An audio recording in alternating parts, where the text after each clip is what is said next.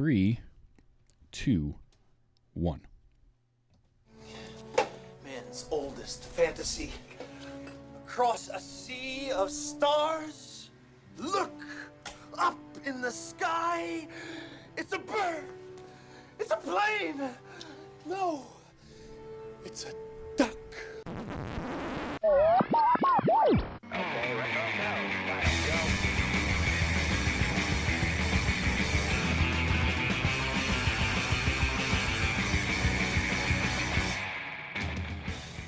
Hello and welcome. Welcome and hello. This is Wait, You Haven't Seen? And it's a show where we talk about movies, and specifically, we talk about a movie at least one of us has never seen before. I'm your host, Travis, a.k.a. TV's Travis. This is episode number 204, and our movie this week was 1986's Howard the Duck. Joining me to talk about it, he hadn't seen it before, from the Across the Stars and Attitude Era Wrestling Review podcast, it's Drew. Drew, how are you? Well, wishing that I still hadn't seen this, honestly. Ha. I'm very angry at you, Travis. Okay, so watch. so you hadn't seen this before, but get it right. Oh no, definitely. But what was your history with Howard the Duck prior to watching it? How much did you actually know, or did you just know it was a big bomb? I had quote unquote seen this when I was like 6 or 7, so like 32 years ago. Okay. All I can remember of it is there was a duck and the mom from Back to the Future was in it. That's all I remembered. Nothing else. This was all basically new to me. I mean, I hadn't seen this. I doubt if when I was 7 I pulled my head out of my little car collection long enough to actually watch any of this, because I remember nothing. So you were present while it was playing, but probably didn't actually watch it. Pretty much, yeah. Okay. No. Were you aware that it was based on a Marvel comic? Yes, I was aware of that. I actually love some comics, and I've never actually read the Howard the Duck comic book, and it's got to be better than this. So Howard the Duck, I saw this when I was a kid. It wasn't in theaters, but it was not long after on home video. I remember watching it. And I've seen it a couple of times since then, including today. And I didn't, as a kid, know anything about it whatsoever. I had no idea that it was based on a comic or any of that.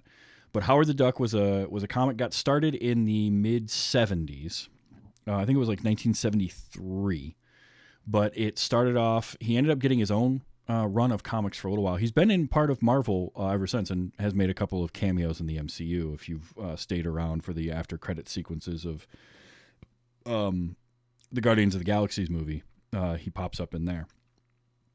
But the writers of this, Willard Huyck and his wife, Gloria Katz, who also were friends with George Lucas, and they wanted to make this movie, and George Lucas wanted to make Howard the Duck. He thought it would be a fun product or project to make a film out of. And initially they wanted to do it animated, which makes sense with Howard the Duck and the comic base and all of that. It ended up being that Universal Pictures bought the rights and wanted to do like a summer movie, and that's why we ended up with a live action one. But I guess my first question is, we can pretty much establish you didn't like the movie. Yes, Okay. wholeheartedly can establish that one. It's One of those movies that I don't like. Sorry, it's one of those movies I don't like, but there are a few redeeming qualities to this movie. So I'm not going to completely say, it's the worst thing I've ever had to sit through, because I've seen Grease and Grease 2. So I'm not going to lambast everything about it. There are some very good things about it, but there's just some absolute garbage in this movie. So I kind of want to humble opinion. No, I'm with you. I kind of want to go over a lot of that. because I agree with you. There are things about this movie that work, and there are things that don't. I was having a conversation earlier today with a friend of mine who's like, "Oh, I've never seen that," and I'm like, "Well, I don't think it deserves all of the hate that it gets, but that doesn't mean it's good. Like, it's not a good movie, but." If you look it up on something like Rotten Tomatoes, the tomato meter aggregate score is like 14%. And I'm sorry, but it's not that bad. It's certainly watchable. You can sit through it, and when you're done, you're like, well, I watched a movie. But it wasn't all that great. I have watched truly unwatchable things, and this is nowhere near that. There's ability here in terms of filmmaking. You can kind of tell that the screenwriters at least know how to write a story. Because again, Willard Huyck and Gloria Katz, husband and wife team that wrote this, also wrote Indiana Jones and the Temple of Doom. And Willard was a script. He helped punch up the script, I think, or consult on the script for a couple of the Star Wars movies. And so it wasn't like they didn't know what they were doing at all, but this was only his 4th film he ever directed, and it was the last film he ever directed. So, kind of tanked his career. Yeah. Well, yeah. The direction of this, I think, is, I don't know if it's the whole problem or, I mean, if I can just go ahead and get out of the way, my big problem with this one, and it's the only movie I think that I can claim this of it, Leah Thompson phoned this in from the get-go. Her acting was absolutely atrocious to me in this movie. See, it's funny because she's one of the few things that's praised about it. That I actually, wow, really? Because I think she's wooden-like and just phoning it in. And there's one scene throughout the whole movie where I actually believe that what she's trying to do is what she's saying. And that's the movie where she's trying to seduce a duck. Ironically, that's the only part that I think is believable of her entire performance. So, okay. I mean, the performances in general are typically the thing that most people come away with, like, well, at least those were decent. So I didn't hate Leah Thompson in this, but I look at her in this era, like her as Lorraine, not that different other than the era that she's in. It's 30 years earlier, but she's playing a very similar character in my mind. So that didn't bother me a whole lot. This is early in Tim Robbins' career. Tim Robbins is in this, and he is having fun. You can't say that he's not. He is definitely going for it. Yeah, he understood the assignment when they said, this is Howard the Duck, and he's like, you know what? I'm all in on just being the absolute insane goofball. And he nailed it, really. He's probably the best actor in this movie, other than maybe the Dark Overlord. I'm not thinking his name, the principal from Ferris Bueller. Jeffrey Jones. Don't have the... Jeffrey Jones. I was wanting to say Jeffrey Rush, and I'm like, no, that's Barbosa. But yeah, Jeffrey Jones. Now he's another one that he's like, you know what? We're full on 80s B-movie camp, and I am right here for it. But yeah, I just didn't buy Leah Thompson. Well, I think part of it too, like when you take those 3 performances in this movie, the 2 guys, both Tim Robbins and Jeffrey Jones, are going so over the top and so crazy with what they're doing. Robbins is just this manic, like he's all over the place. And for some reason, and I hadn't watched this movie in a few years. It had been quite a while, actually. And for some reason, I had it in the back of my head while I was watching it. I kept thinking, no, something happens with Tim Robbins, and like he's ultimately the bad guy somehow. And I don't know why I was thinking that while I was watching it this time. Like I had some memory of that, which clearly didn't happen. But like both of them get to just go so over the top. Like Jeffrey Jones did most of that vocal performance as he's becoming the Dark Overlord is him.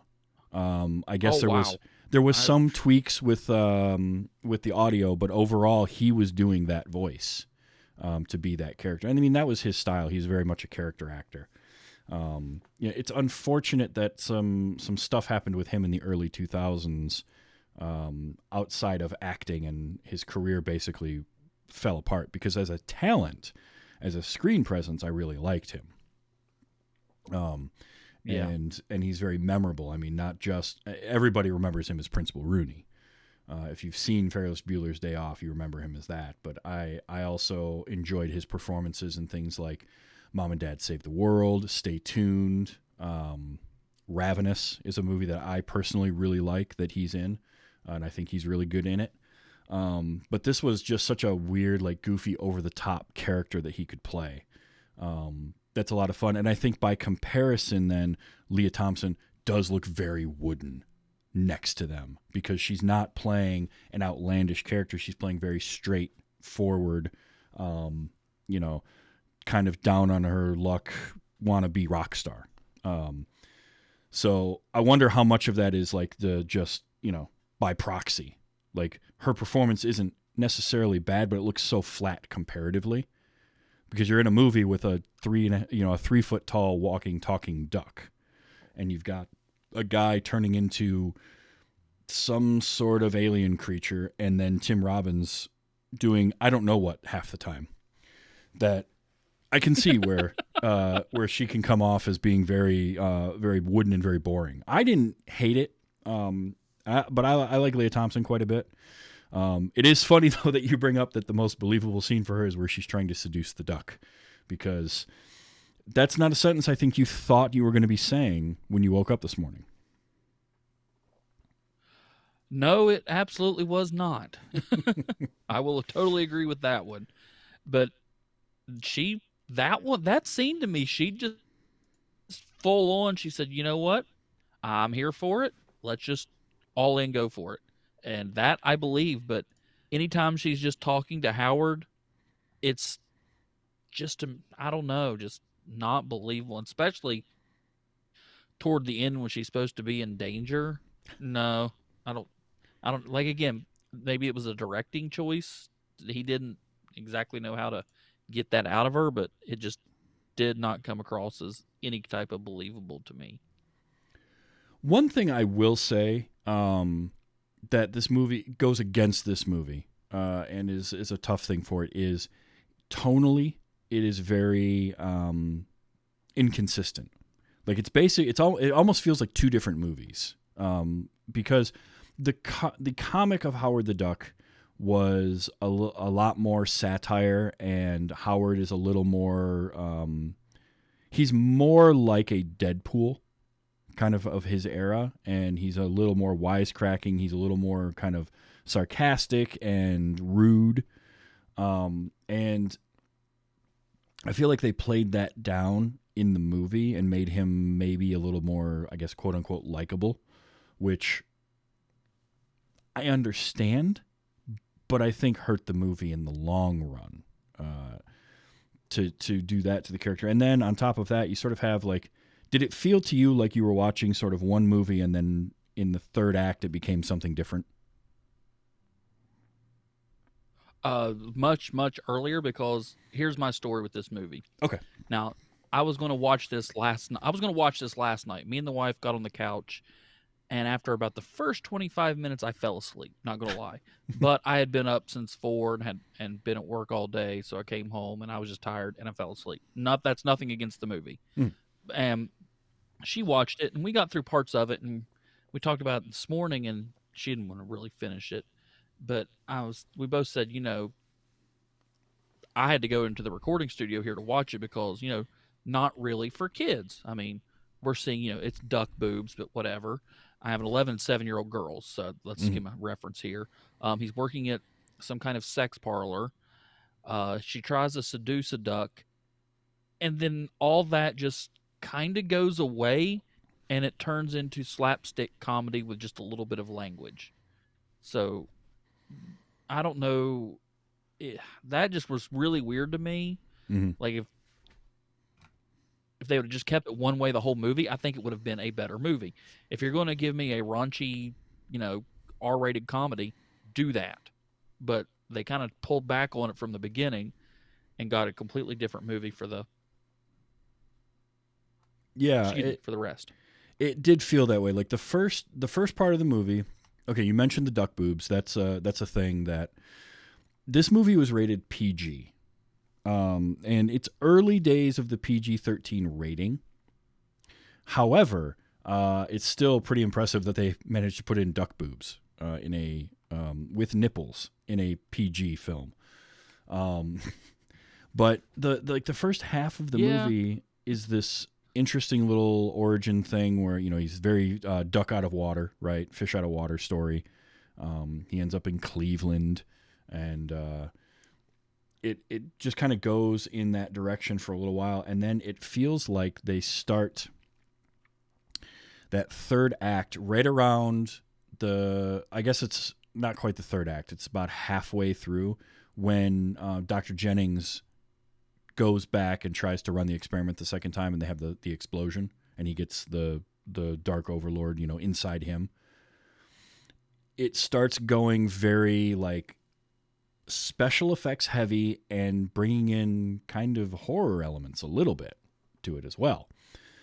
And so now it's like it's never for kids throughout the whole thing, but it varies why. The first half of it is very, is much more rude humor and, to your point, kind of that R-rated comedy. Sort of like if they had gone the direction of, say, Ted, like that, I think it could have worked throughout. Like, lean into that if you're going to go that route. Yeah, I think it would have been a better movie if they would have done that. I really do. I agree with that.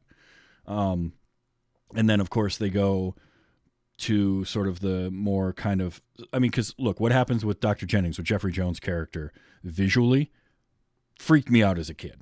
I'm not going to lie. Like, that was scary stuff, because that was good practical effect makeup, meant to look silly and over the top. So, but it's also really... And so simply done. Mm-hmm. Oh, so absolutely. simply done and so effective. I mean, that's just latex that they kind of just pulled off a little bit with some sweat and pull his hair, make it look crazy. And it was just so simple, but so effective. It just shows what you could do. I'm one of those people that I hate movies that could do simple practical effects, but choose to do it with computer graphics. Yeah. And I just think there's never going to be a practical effect look worse than a CG effect if you can do it.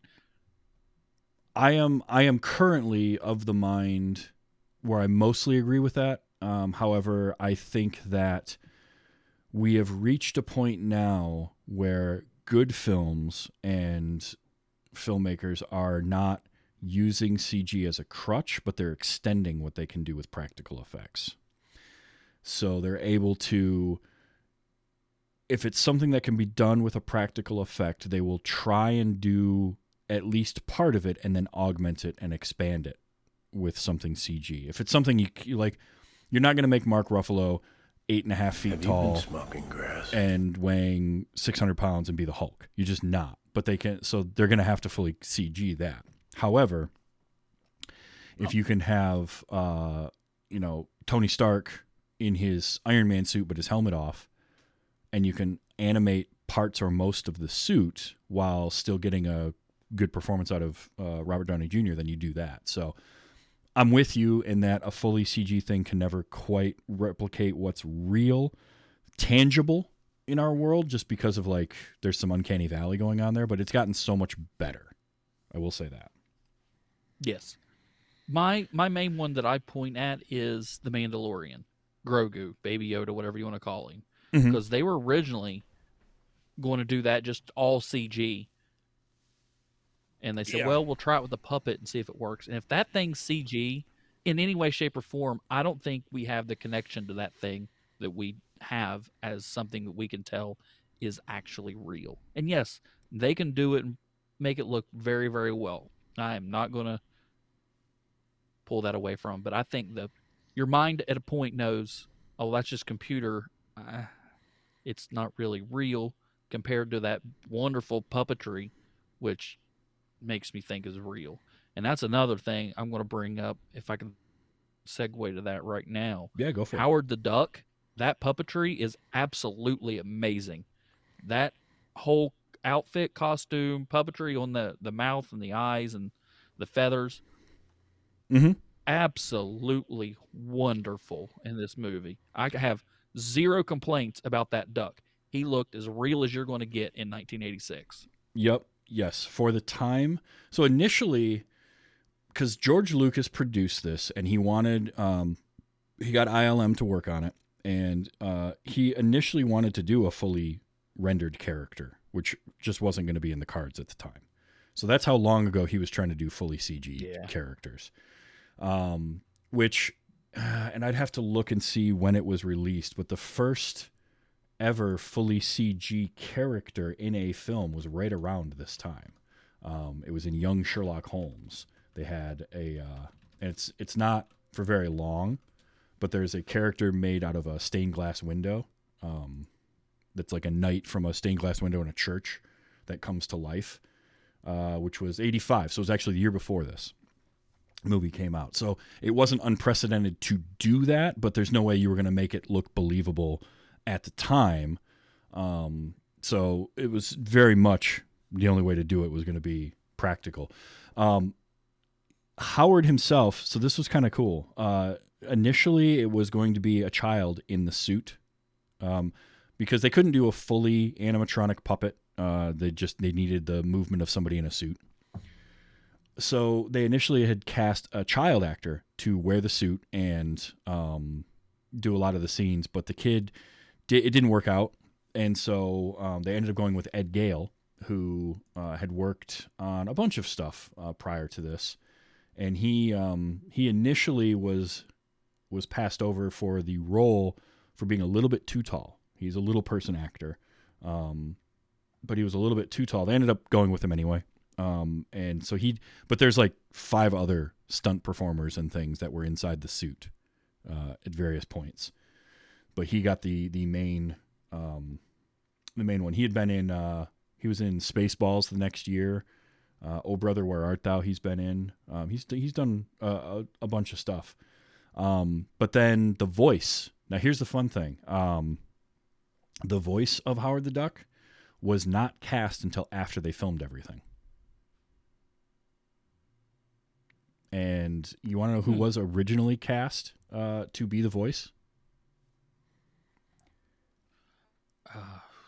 I didn't read any of the trivia or anything. I probably should have. Mark Hamill. No, Robin Williams was originally cast. Oh, that would have been great. Now here's what happened. But So Robin Williams was cast, and because they had shot everything already on the stage, all the shooting was done, and when they were filming it, you couldn't. Ed Gale couldn't really talk while wearing that mask because you just couldn't hear him. So they had one of the puppeteers had a microphone and they had a speaker in there, and the puppeteer would deliver Howard's lines so that they could puppeteer the mouth to them, and so that the actors had something to work against. However, he was doing just very bland, dry readings of the lines. So then Robin Williams made it a week in trying to record, but he just got too frustrated. He couldn't work within those confines because obviously it's Robin Williams and his style is so just crazy manic improvisational, and he couldn't match up what they were trying to do. Script. No, you really can't. And so he ended up not doing it. And that might explain a little bit of why I think maybe Leah Thompson was so, just bad. Maybe it's because she didn't have any real other actor to play off of. The new modern CGI, you have to act toward a tennis ball syndrome. Maybe that has something to do with it. Definitely plays into it. I mean, that's why you're seeing a lot more of the motion capture, even for like Rocket Raccoon being mocapped by James Gunn's brother Sean, where he's definitely not a 3 foot tall person, but he can do the motion capture and they can work with that. So you've got something other than just a tennis ball and a stick. But I thought that was very interesting. Go ahead. Oh, I'm sorry. And I was going to say Josh Brolin with a 3 foot stick with Thanos' face on top of it. Yeah. I always thought those behind the scenes were shots were hilarious. Oh, that stuff is amazing to see. But I thought it was really fun to see that Robin Williams was originally cast, and then he's like, nope, I can't do this. So they ended up casting a guy named Chip Zien or Zine, who didn't have a whole lot of acting credits at that time, but they liked his nasally voice for Howard, and I thought he was fine. Here's one thing though, tell me he didn't sound like Steve Buscemi. Yes, I actually thought that. Just Steve Buscemi doing different inflections. Yeah, it's very, very similar voice. But obviously Buscemi is a little bit young, I think, to be in this movie at the time. However, it could have been. But yeah, that's how he ended up getting cast, and he did all of the voice work for Howard. But it's weird to do. Now, if this were animated, you do all the voice work first, and then you animate to the voices. That's how you can have Robin Williams as the genie, because he can just go nuts, and then you've got, miles and miles of tape that you can sift through and make your movie out of. But it's interesting to go in the reverse order for a voice actor. It's a lot tougher, which is why I think there are times in this where Howard's cadence feels weird. Did you notice any of that? Did it ever seem like Howard almost had to do a little bit of Shatner pausing at points, or like anything like that? Yes, I did notice that, especially in spots where it wasn't like a long sequence of him talking and it was a quick back and forth. Either he would have to say it really fast, or he would say something kind of slowed down and say it really fast again. Yeah. I did pick up on that. Yeah. And I mean, that's just And that probably a byproduct. has a lot to do with what you're saying. Yeah, it's a byproduct of having to, because I've done post-recording before, and it's tough to match up sometimes. And look, I understand a lot of movie dialogue is ADR looped. More dialogue is looped after the fact than you realize, or they'll take bits from different cuts and cut them together in the editing. But it's got to be tough when you have to match mouth movements of someone that's not you. Like, it's one thing when it's an actor that has to go into the booth and re-record some of their dialogue, and it's them that they're recording over, and so they're able to kind of remember how they did it. That's a lot easier to do. This is like somebody's got to match the bill movements of the duck puppet, and they weren't the one delivering the lines in the first place. It's amazing how sometimes how some of this stuff gets done. But yeah, to your point, going back to the suit itself and sort of the costume, it was really good. I thought they really pulled off that look. My only thing was, and it's a suspension of disbelief, where did he get all the clothes? Because for the first half of the movie, he was changing clothes like every scene. He shoplifted at the Little Tykes section at Goodwill. I guess a lot. Yeah, he took a lot of stuff. That cracked me up. There is that first half of the movie. I think if that were the whole movie, could have been like, pick one or the other, obviously, in terms of like the tone. But that first half of the movie, you have to suspend a lot of disbelief, because most of the people in Cleveland reacting really calmly to a 3-foot tall talking duck. Yeah, and if that happened today, especially where I live, he would already have a rear end full of buckshot. See, like, even that was a joke that they made once, and then they did do a callback to it. But the whole duck season, and like when he walks up on the department store and it's got all the TVs in the window, which I have never lived in a place that has had that. I see it in all movies all the time. The store that's got a bunch of TVs facing the street. Yeah, it's a movie trope, but I have one question about that. Mm-hmm. How are they standing on the street, and how are they hearing the TV like it was no glass in between them? Yep. Were Again, all those TVs turned up really loud? Yeah, that's that movie trope. I never get tired of it for some reason. Like, you can hear all those TVs through the window, and they're all and of course it's the movie trope of everything that's playing on there is perfectly timed to be exactly what needs to be seen for that scene to work. Yeah.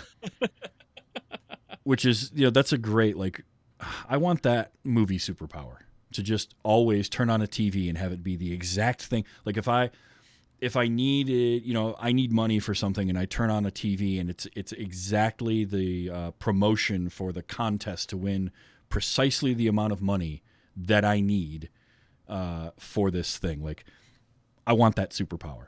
But I just love that scene because he comes up to it and it's about duck hunting. And they're doing a bunch of talk about duck hunting in Cleveland, which, again, you're not doing a lot of duck hunting in the city, but sure. I'm just gonna go find a But it cash was machine. it was just such a great great moment for him, and like that's part of that sort of first half of the movie that I think kind of works in a lot of ways. Is like silly jokes like that, or the whole scene where he comes to the rock club while Cherry Bomb is playing and confronts the manager, and you get like this goofy action sequence of a bar fight with a duck. I thought that was kind of fun. Yeah.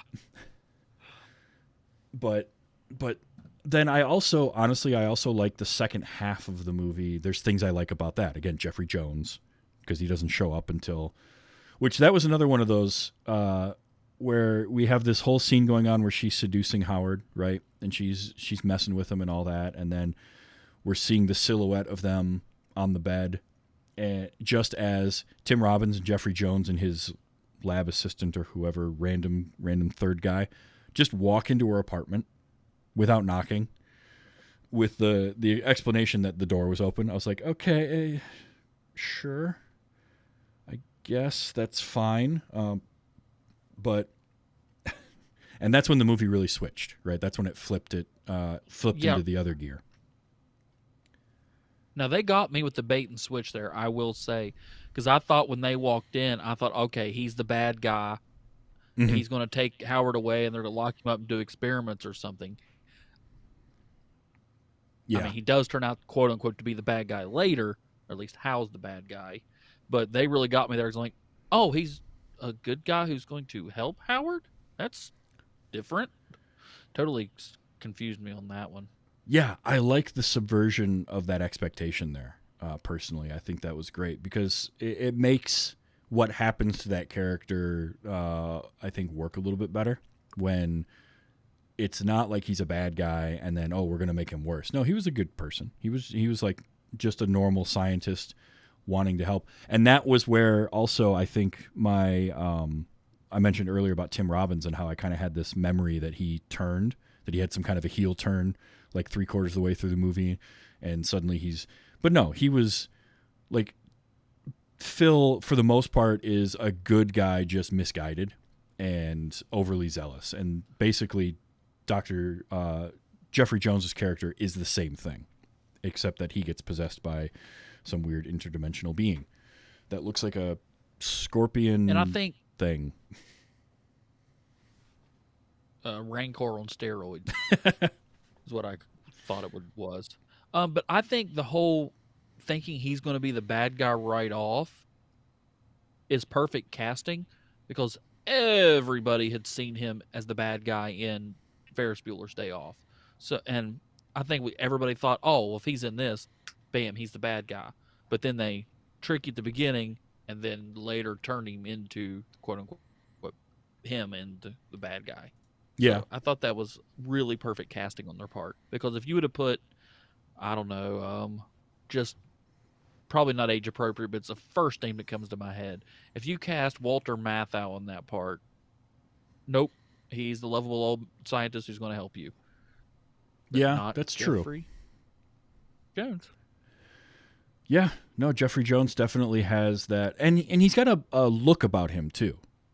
Partly that he's very tall. Like both him and Tim Robbins is 6'5", and Jeffrey Jones is like 6'4", 6'4.5". So they're very tall, imposing people, and they both can look very sinister too, which I think helps. I've seen Tim Robbins do some amazing work. And this was early in his career, so he hadn't quite developed into the kind of Oscar caliber, best actor caliber performances that he would give us later on in things like Jacob's Ladder and Mystic River and whatnot. I love him. I know it's not his best performance, but I love him in Bull Durham. Oh, Bull Durham. Love that movie, and I So love him good. in it. I just saw that within the last year for the Good first movie. time, and he's amazing in it. And the movie itself is great. Oh, really? So good. Yeah. So That's a really good one. but yeah, we had no idea what if you based your thoughts on Tim Robbins off of this movie. This is not what I would call an Oscar-winning performance, but again, he's having fun. He's going for it, and I appreciate that, especially in a movie like this, which I do think needs that. It needs to be, and I will say this about this movie: I think they captured a comic book feel to the movie. I think that they didn't go overly crazy with color, but it's very bright and colorful. There's a lot of neon. There's a lot of Howard's wardrobe, Leah Thompson's wardrobe, and so I liked that about it. And I think that now I did read also that the writer of the original comic, Steve Gerber, didn't love the movie, but did say they did a decent job of kind of trying to capture the overall tone, even though they changed things from the comic itself. But I feel like they did a decent job of getting sort of this comic book-y tone to it. It's disjointed. Like, they really needed to pick one movie or the other. And honestly, either one could have worked, because I think the darker aspects of that third act, with the Dark Overlord of the Universe character, are kind of cool. Because it's really creepy. Yes. I think one thing that could have really helped this movie is we cut out 20 minutes of it, make it an hour and a half movie, and I think it's a really good movie. Cut out the whole finding a job, working at the sex dungeon play or whatever place, The hot tub. and cut out about half, if not 75% of the diner scene. Cut that out, and just move on from the plot to the plot, and I think you've got a more streamlined, better paced movie. That diner scene brought the whole movie to a screeching halt, to the point where I was, oh my gosh, just get on with it. Yes, he turned into a bad guy. Okay, let's just go on. But it just drug on way too long for me, just like this sentence is where I'm saying right now. I'm with you in that the diner scene, I like the diner scene as a concept and a lot of elements of it, but it is far too long. It just kept going. And like, there's so many, they could have really cut that down, gotten the people out of there, still had their moment where he realizes all his powers are there, and starts doing all that. Because again, those were practical effects that I thought looked really cool. Like, I really dug when he waves his hand and all the tables and chairs and plants and everything go over and block the doors. And like, I love movie stuff like that, old school filmmaking. But the scene itself just kept on going and going and going, and it didn't need to.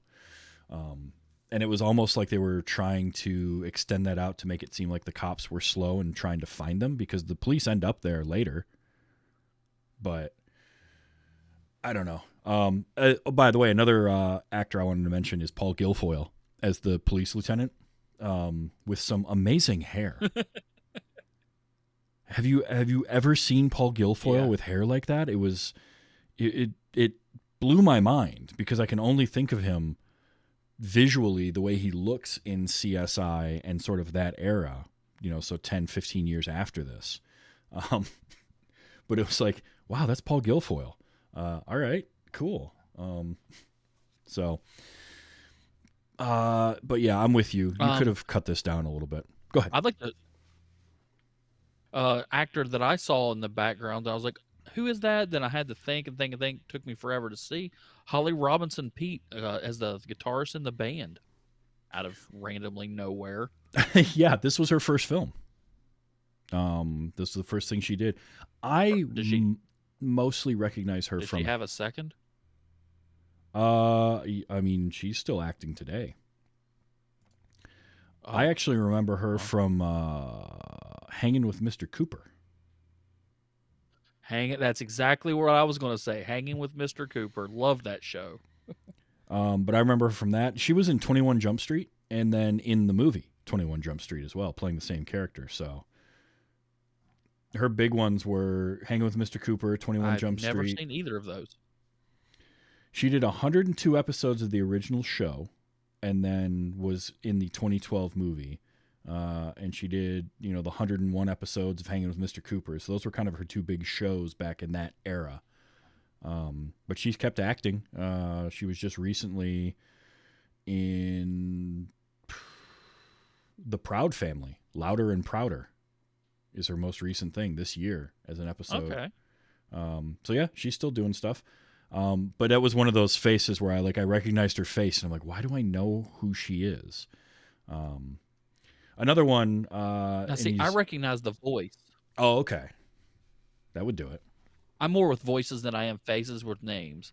Like I can hear, like when we watch animated movies, Mhm. like with my kids, and I'll say, "Oh, that's yada yada yada." My wife's like, "Who?" And I'm like, "I don't know his name, but it's the guy from that thing." She's like, "Oh, okay." Then yeah, she didn't have a clue. Yeah, I definitely am able to do that with a lot of voices too. Faces as well. For some reason, I just got that ability. A couple of faces and voices that had small parts in this too, and I forgot to mention them earlier. So their band manager's name was Ginger, who I had no idea who he was, but his buddy Richie was Richard Edson, and he's a character actor that pops up in a bunch of stuff. He was the one with kind of the he's the one that grabs Howard and slings him down the bar. And I've seen him in things I've like... seen him in like 80s things before. Yeah, a lot of stuff like that. Most notably, I remember him in the Super Mario Brothers movie. He was paired up with Fisher Stevens. They were the two idiots in that movie. I know that narrows it down, right? Yeah, everybody who signed on to be in that movie. And then the one scientist who only has like almost not quite a blink and you'll miss it cameo, but he has just a little cameo, is David Paymer. He was the one that's like, wait, that's the duck? That's, that guy. I've seen him in a bunch of stuff too. He's another one of those character actors that just pops up everywhere. And then Thomas Dolby was the bartender. And if you don't know the name Thomas Dolby, you know at least one song that he recorded, because he's the guy that made She Blinded Me with Science from the 80s. I don't think I know that song. Oh, wow. I'm surprised. So he was the bartender I'll in have the... to look that up tonight. Yeah. So he was the bartender in the rock club, and he also wrote the songs for the movie. So the film score was... there's two people that were involved in the score. John Barry did a lot of the score, but they didn't use all of his music. There was another person who, I can't remember their name, did some additional scoring. But Thomas Dolby wrote the songs, like for Cherry Bomb and some of the those 80s kind of pop songs that would play. I don't know who did the actual music for it, but that was really well done. Leah Thompson did for the Cherry vocals. Bomb. That was Leah Thompson singing. Really? Yeah. I mean, oh wow, girl's got some pipes, but the songs were pretty toe tapping, nice songs too. I don't know who the band. I don't know if that was the actual band or I doubt it, but oh no, it wasn't. Sounded pretty good. Yeah, it was. So Thomas Dolby wrote it, and actually, according to what I saw, the Howard the Duck song at the end was co-written by George Clinton and Thomas Dolby. But Dolby, that makes sense. Yeah, Dolby did wrote the songs, and I think he recorded them with probably studio musicians. But Leah Thompson did the vocals, and then she wasn't sure during filming if they were going to keep them or not, and I guess the studio wasn't sure either. But they ended up keeping them, and that was one of my things. I'm like, she's really good. She's got a hell of an actress. or a hell of a voice on her. So I thought that was really neat. well done. So yeah, And since you mentioned the score, I really did write something down about this. I hated the score. It was awful. I'm a music guy and I pay attention to the scores a lot. This was god awful. And there was one part that stood out to me like a lot. They're like going through this just establishing shot throughout the city at night, and there's just this weird flute playing, and I'm thinking, why? It tonally has nothing to do with anything. It was just out of place. Brought me out of the movie like quickly, and had to write that down. So bad that I can see that. It felt like they were trying to evoke like an old noir in a way, because there was parts of the soundtrack that felt very old-fashioned. So I think maybe that's what they were trying to do, but that was part of why John Barry's music didn't get fully used and why they re-recorded some of it for others, like action sequences and stuff, because they didn't like his music. So because I don't think the score is anything special in this. The music, the songs that Dolby did and that they recorded, Cherry Bomb and all that, I thought those were really catchy. But the score itself, I'm kind of with you in that it's a little boring. So, let's see. Oh, a couple of other names. So we talked about Chip. Is it Chip? Yeah, Chip Zine, who did the voice of Howard, and how Robin Williams was almost the voice, or actually was for a week. If you're familiar with voice actors, do you know who Rob Paulsen or Townsend Coleman are? Do those names sound familiar to you? What are we gonna do tonight? So Rob Paulsen, yes. Same thing we do every night. Yep, Rob Paulsen is Pinky. Yeah, know that one. The other one? So Townsend Coleman. What was the other one? Townsend Coleman was originally, or he was the voice of Michelangelo in the 80s Teenage Mutant Ninja Turtles, where Rob Paulsen was Raphael. So they had both auditioned for Howard as well, which would have been right before they started doing, because I think TMNT started in like 87, I feel like. So when right around that time too. I could honestly have seen either one of them doing that voice. I think they would have been great.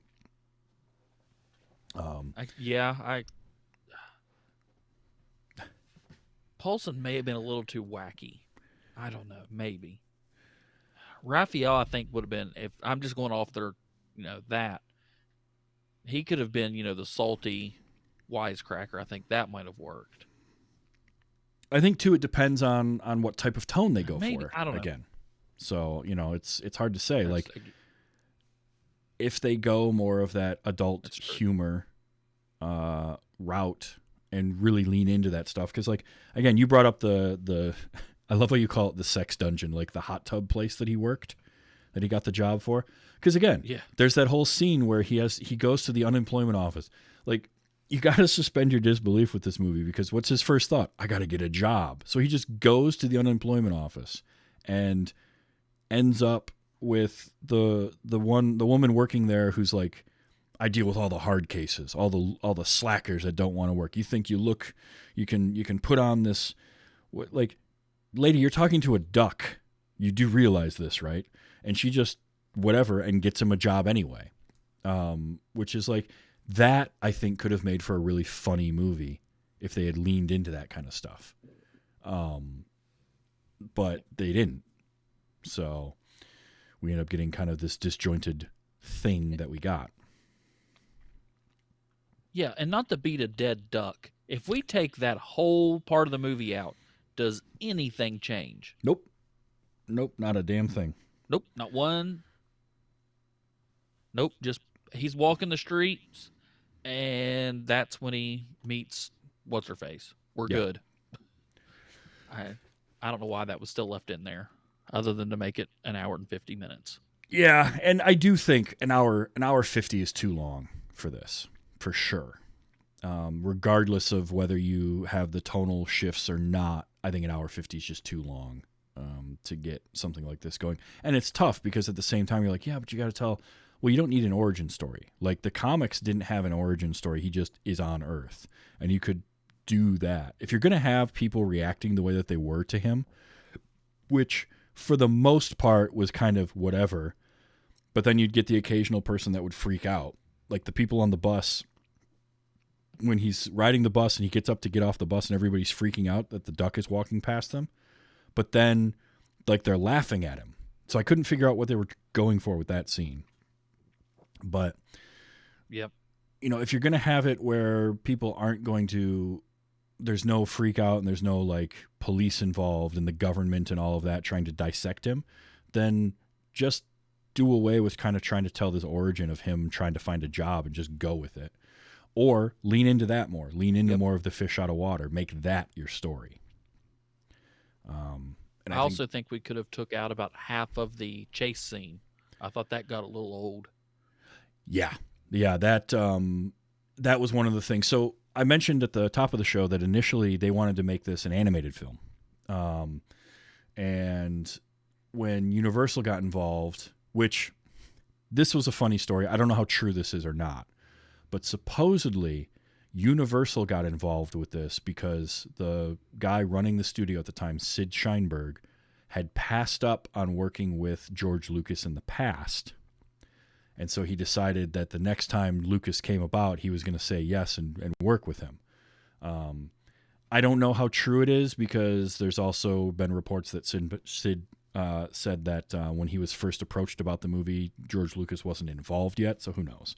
But I just find that funny that he had a chance to work with him on something like Star Wars and passed on it. And then a few years later, the same guy comes back at him with Howard the Duck, and it becomes one of the biggest flops of all time. So that kind of made me chuckle. But they wanted to do it as this summer movie. So live action, and they gave it a actually pretty healthy budget. You know what the budget was for this movie? It's $37 million. It was like 46 million, 37 million. Yeah, it was pretty big, especially for 1986. Yeah. It was crazy for 86. Mm-hmm. Yeah, and Or 85, I guess, unfortunately, when they filmed it, whatever. it was a bomb because it made about 16.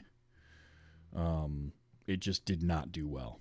It released in August, and no one went and saw it. And I think part of it is that at the time, a comic book, because this was, depending on who you ask or who you talk to, this is the first Marvel adaptation put to film since like an old Captain America serial. And I say it depends on who you ask because technically I think Red Sonja, the movie, is more based on the Red Sonja comic, but I'm not positive about that. But they're right around the same time.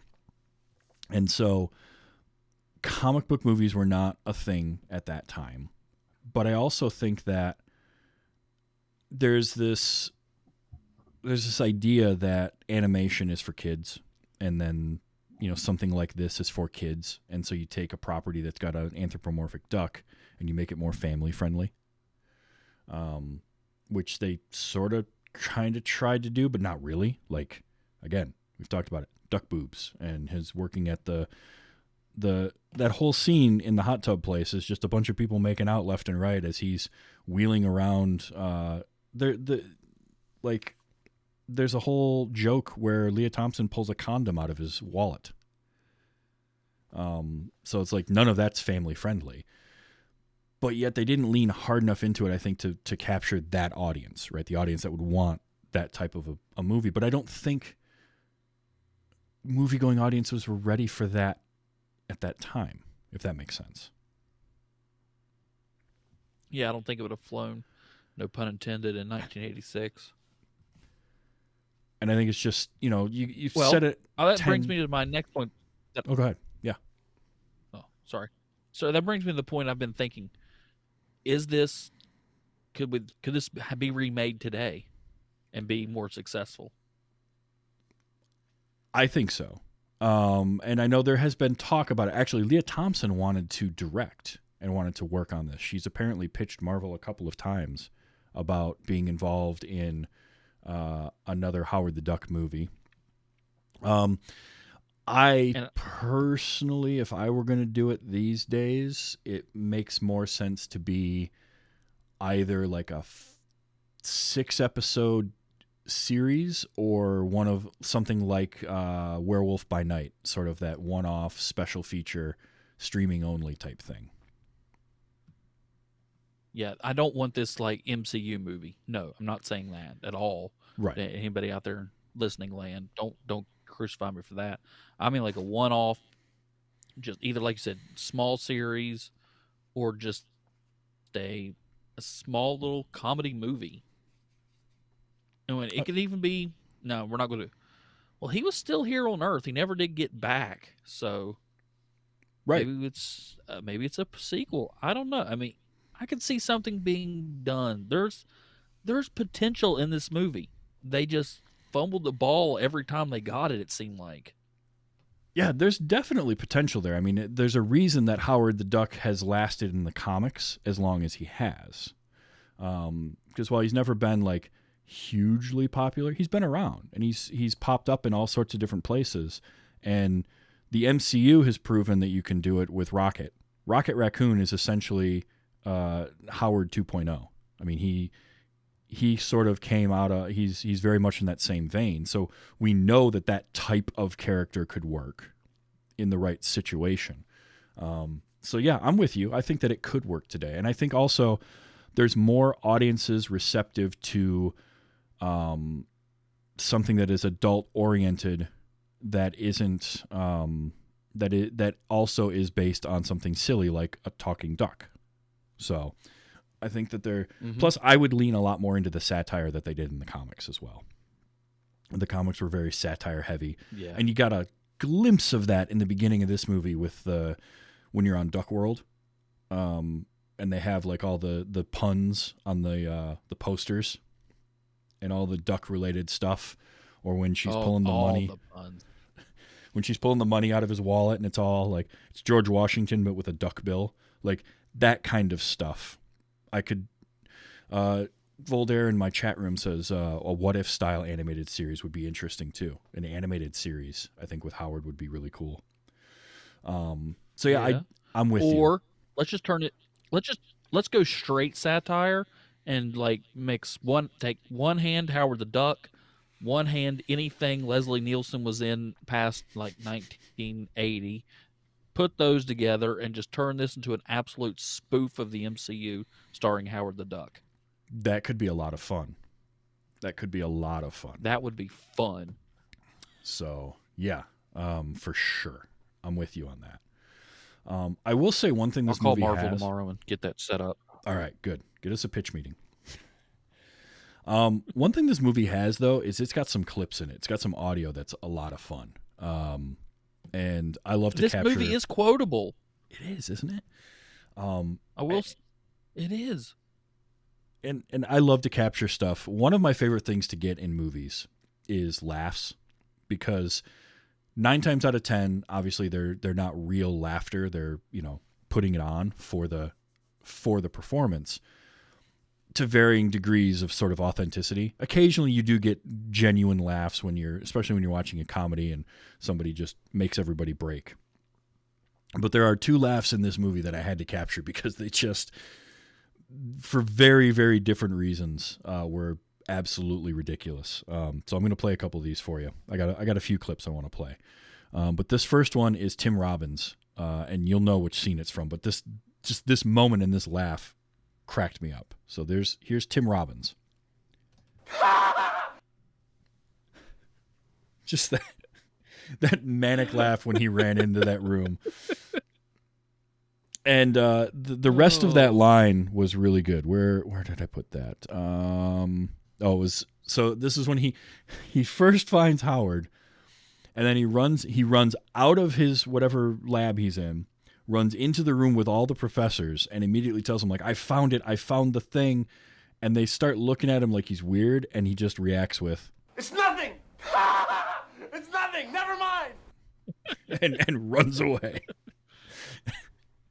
And I loved that. I loved that so much. that was when, and it's like the first thing you see with Tim Robbins in the movie, and I'm like, okay, so you put it perfectly. He understood the assignment. He knew what this movie was. Yeah. Go ahead. Oh, I was gonna say, listening to that and laughing about, that made me laugh there. Mhm. I think this is a movie that is much better. If you get a group of people together and watch this, this is a great movie. But me sitting alone in my studio this morning may have had a little bit to do with what I thought about it. Maybe it'd been better if I watched it with the wife last night. But Could I be. mean, it's still not a great movie. Don't get me wrong. Right. But it's one of those that I think is better in a group setting. Yes. I agree with that wholeheartedly. I got a Jeffrey Jones laugh that I have to play because it's too good. Because that was like, what is he doing? I noticed that. There was. Oh, okay. So when we have a couple of scenes with Phil, and then we don't see him again for a little while as Howard's, getting a job and doing all that kind of stuff. When Howard goes into the dressing room with the band and Phil shows up and he walks in, when he sees Howard, and he's already at this point in the movie done the dumb thing where he starts talking a little bit like Donald Duck. And Leah Thompson's like, don't do that. But when he sees Howard in the dressing room and his reaction, and he does, and my only note on this was, what? And he reacts to him like this. The hell is that? It's not a duck noise. I have. I'm guessing the script just said random noises. I know. I'm going to play it one more time because it's too much. I don't know what that is. I really don't. So I don't know. And then we also had Leah Thompson made a weird noise at one point. It sounded like. And I'm not sure. I think that was towards the end of the movie, but I'm not positive. It definitely was not from the scene where she's trying to seduce Howard. I can tell you that. The movie didn't go that far. Yeah, I think that's when she maybe was tied up on the table. Oh, it could be. Let's see. This one's called Working. I'm going to play this. Phil. No sex now. I'm working. Right. Obviously, that's the response you give.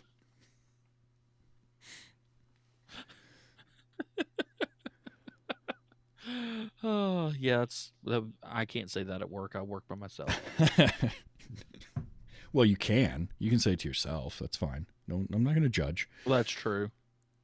And then another Phil. Superpowers. I don't know. I just like the way he said that. I'm telling you, he gets this movie. If everybody just took Tim Robbins' energy to this movie, this probably would have won Oscars. I mean, it certainly would have been a lot of fun. We got a couple Howard the Duck ones. This was great. The movie was actually like pretty self-aware in a couple moments. One of them was Howard gets obviously pulled across the universe and to Earth. And then later on, he finds out that they did a similar thing to another creature. And his reaction is just, Small universe. which is kind of funny because like everything happens to happen on Earth. So I liked that reaction. Small universe. It's amazing how all this happens here. Yeah. Howard. Props to Howard for going this route when he's like, I'm backed into a corner. I got to get out of this. How do I do it? And he threatens to bite the guy's face, and then says, Space rabies. So, if you're going to threaten with something good. Space rabies is a good threat. And I love the guy. I thought I saw that on the news. That's my favorite part of that. I heard something about that on the news. I was waiting for somebody to go, that duck's full of crap. But nope, I saw it on the news and everybody's like, oh my God, we believe this guy. Space rabies. Yeah, he's believable. And then here's Jeffrey Jones and Howard the Duck back and forth. Any questions? Yeah. Where are my pants? It's a wonderful non sequitur. An important question though. Where were his Well, pants? I mean, how many mornings have I had to wake up and ask that one? Pretty much. Here was Paul Guilfoyle. Paul Guilfoyle had to deliver this line. I want that duck. Dead or alive. And he had to do it with such conviction, too. And there was some of that score you were talking about that wasn't very good. Because, like, tell me that doesn't sound like it's like Saturday afternoon television music playing in the background of this scene. It's supposed to be like this intense chase scene. I want that duck. Dead or alive. So, just made me laugh. I'm like, Made no sense whatsoever to be in that scene. I mean, that should have been like 1930s detective music right there or something, but just not that. yeah, no, not that. But hey, props to Paul Guilfoyle for getting into that role and he using his limited screen time. Let's see. This one's just so here's some Jeffrey Jones doing that voice, which again, this is mostly him affecting that voice in the second half of the movie. Smog inspection. Smog inspection. Or when somebody said something to him and his reaction, I think this was in the diner maybe? Yeah, shut up. That sounds like Bugs Bunny right there. You can't tell me that doesn't sound like Bugs Bunny. Back to the smog inspection part just for a second. How stupid was that cop sitting there? Like, well, turn your car off. You can't see that the truck 40 feet from you is ramming every other car. Yeah, my Really? other question, That unobservant? and maybe this is true, and I've just never seen one, but do they do smog inspections in Ohio? Because I didn't think they did. I've never seen one in Michigan. Had one. So I don't. I've driven through Ohio, never had to go through one. So. Yeah, now like California, I get. But yeah. So that felt like a scene that was written by somebody who's never been to Ohio. Lucky person. Agreed. But yeah, you're right. Like how the cop didn't notice the semi truck slam into somebody 5 cars back, is just so silly. 80s trope. Cops are stupid. Yeah, it's true. I will say though, the effects for a lot of those chases were good, whether it was the stunt work with the drivers, or any of that, or just the pyrotechnics of that scene where he blows up the car at the front. And it does the chain reaction and blows all the cars up in front of him, and then he can drive off. I thought it looked good. So they definitely put their money into this movie. Like that's one thing I will say. This movie does not look cheap at all. Like they put money into it. They made it look good. Yeah. Everything looks good. The whole set on the final set where I guess you want to call it the battle between Howard versus the Overlord is wonderfully done. But just everything else of this movie, not everything else, but the story and some of the acting just brings it down. But yeah, they spent their money and used every penny of it, it seems. Yeah. And one last audio clip, and it's one more Jeffrey Jones, and this is another one of those where the movie's slightly self-aware. He's my favorite duck. You hardly know him. I love that because it's true. She hardly knows Howard. She's known him for like a couple of days, and that cracked me up. I lost it at that point because I'm like, that's perfectly brought up. Like, it's just like you hardly know him. Oh my gosh. I just realized somebody watched this movie and got the whole plot for Frozen to begin with. You can't marry somebody you just met. So Oh. Frozen came from Howard the Duck. You heard it here, folks. There we go. We have made the connection. Frozen came from Howard the Duck.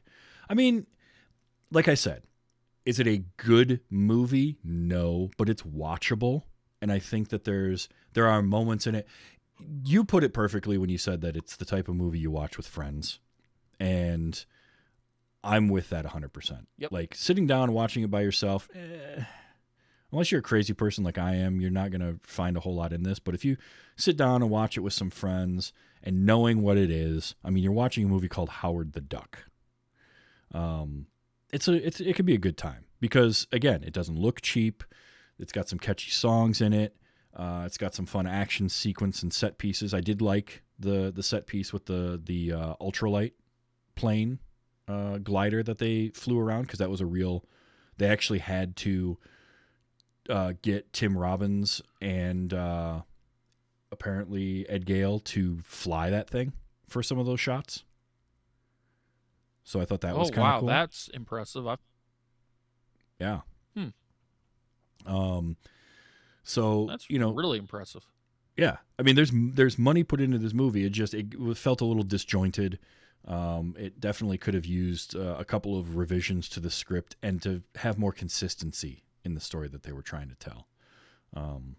And some of that comes down to you had screenwriters that knew how to write. I mean, again, these people had written American Graffiti, Indiana Jones, stuff like that, but maybe this wasn't quite the material for them, or they just needed a little more time to polish it. And direction, mediocre.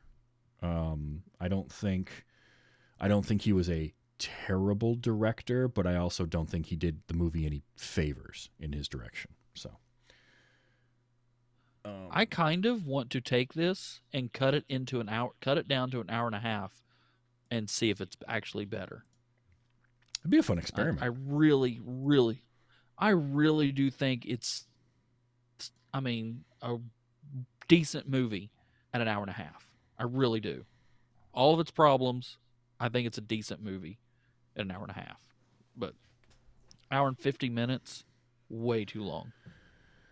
Well, it's just like that, the diner scene drags on, and go into this movie suspending your disbelief. Don't try to logic out the movie, because you're just going to spend the whole time doing that, and it's not going to be any fun. Have fun with the movie. Like, realize that explosion at the end, yes, they're all dead from that explosion. There's no way they survived that because it was too big in a contained area, but that's fine, whatever. They can live and go on, and that's all well and good. Just enjoy the silliness of a movie with a 3-foot-tall walking, talking duck that can't fly and can't swim. Like the two things that ducks do. They fly and they swim, and Howard can't do either one. So, Earth ducks. Yes. I also wouldn't mind seeing if they ever did revisit Howard the Duck, spending some time on Duck World, I think would be kind of interesting. I wouldn't want to spend a ton of time there, but I would want a little bit. There's your sequel. He gets to go home, but Leah Thompson goes with him. Hey, there you go. Did you notice that the planet was egg-shaped? Yes, I did, and that was a nice touch. I was like, all right. I see you, movie. I see you. Well, Drew, this has been fun. This was I'm glad I got to show you this movie. I know you didn't love it, but at the same time, it gave us some stuff to talk about, and I think it's always great to have a conversation with somebody who sees something for the first time and kind of get out of you sort of what you did appreciate about it and also what you didn't like about it. So it makes for fun conversation. So I'm really glad we got to do this, and I'm really glad you got to finally see this movie all the way through. Now you can say you've seen duck boobs. Oh, I've had more fun. Yep, I've had more fun. Oh, yeah. I've had more fun talking about it than watching it. I will admit that. But like I've said a few times, somewhere buried in all this, there is a decent movie that I think can be made. I just think it. I'll say it for probably the third time. Edit it down to an hour and a half, it is a good movie that I would watch again. Yeah, I would too. Also, I want to go eat at that diner, Roma's Cajun Sushi. You just Yes, I taking- meant to mention that Cajun sushi. with a Sushi name like was covering something up, so I'm kind of wondering what was under it. yeah, I am too. And it's named Roma's, so it's like Italian, Cajun, and sushi. All right, those are three very different things. But I'm here for it. I'll give it a shot. So Drew, let people know you do a couple of shows. I was just on one, and I'm coming back on another one here soon. What shows do you do, and where can people find them? All right. Well, you were just on my flagship, I guess I should say, not really flagship, but my first show, the Attitude Era Wrestling Review Podcast, where we go back and me and my co-host Arnold are reviewing the Attitude Era from beginning to as far as, I guess we'll take it all the way into Ruthless Aggression, and seeing, is it just as good as everybody remembers, or have we romanticized everything? Guess what? We have. And we watch every Nitro, Raw. We'll be soon getting into Thunder and SmackDown. And we watch all the pay-per-views. We have guests on, some of them who are wrestling fans, and some of them who have never watched a second of it before, and we get to see it through their eyes. Very cool. And you can find that on all your major streaming platforms. We're on Twitter. It's at AEWR Pod. And you can come and please interact with us and tell us what you think. Yeah, and I was as just for my on other there. show, which you'll be on, I believe, maybe. Oh, yeah, you were just on there. I think that episode released a few days ago. We watched Nitro, I believe. Raw. We watched some WWF.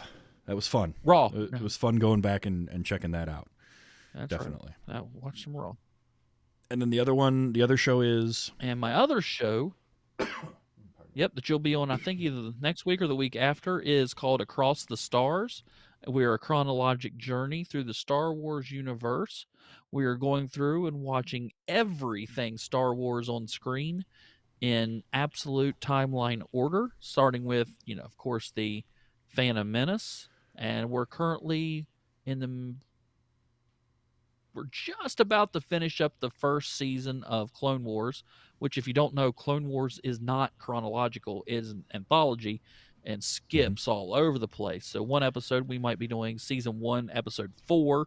The next one we might be doing season 3, episode 2. Who knows? It's all over the place, but you can find that Across the Stars. We're the blue one because there's another one. Long story, but we're the blue one, the good one. The only one still active, actually. But you can also find us on Twitter at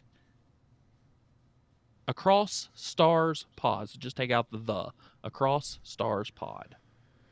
excellent. I'm looking forward to that because I'm a big Star Wars fan as well. So it's always fun to get to geek out on Star Wars stuff. And Clone Wars, I have watched, but it's the least watched. The Clone Wars Rebels stuff is the least watched Star Wars for me. So it's cool to have an excuse to finally just sit my butt down and watch more of it and absorb more and then talk about it. So I can't wait for that. That's going to be great.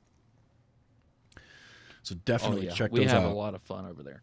Excellent. If you like Star Wars, Across the Stars, and if you like pro wrestling at all, or are just curious about 25 years ago and what pro wrestling was like back then, Attitude Era Wrestling Review. It's definitely a lot of fun. That was a trip down memory lane. I can remember, sitting with friends and watching Monday Night Raw and stuff like that in that era. So that was fun. So this show I record Sunday nights, 8 p.m. Eastern Time at twitch.tv/TVsTravis. You can watch the live stream. Show comes out in podcast form anywhere you get your podcasts on Wednesdays. And you can get that at tvstravis.com or any podcasting platform. If you do have the time to leave a rating and review on like Apple Podcasts, it does make the show more discoverable. And it helps to it just helps the show. I appreciate that. And you can also buy at tvstravis.com. There are links to buy merchandise as well as be a patron of this show for as little as $1 an episode if you want to do that. So definitely check that out. tvstravis.com is the place to find anything. There's going to be some new content going up on there shortly. There's going to be some new patron exclusive content coming out fairly soon as well. So keep an eye out for that if you are a patron. And if you're not and you want to be, well, you can go to patreon.com/WYHS and do that. But Drew, thank you so much for being here this week. This was a lot of fun. Oh, yeah. Thanks for having me. Even though I still don't like the movie, but I'm glad to come on because it was a lot of fun. Well, good. I'll take one of the. I'll take half of that. Right. As long as we had fun, that's the important part. It was the friends we made along the way. Oh, absolutely, we had fun. Excellent. Now, next week, next Sunday, I am not recording. I'm recording a few days later, but my next movie is going to be a fun one. I have found somebody by the name of Tom Merritt who has never seen Titanic. So we're going to talk about that one, and I can't wait because it's going to be a fun conversation. So definitely be ready to check that out. That'll be on the next episode of Wait You Haven't Seen. Until then, Drew, thank you so much for being here. This was a ton of fun, and we'll have to do it again sometime.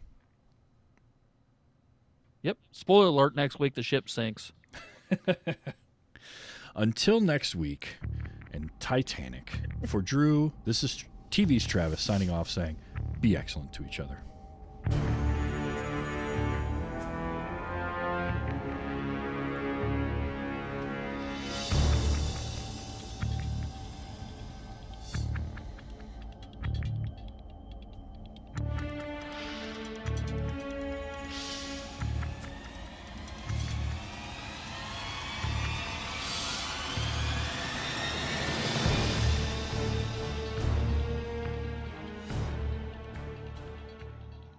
Hi, sorry I missed the show. I came to watch you undress, though. And brought a pizza.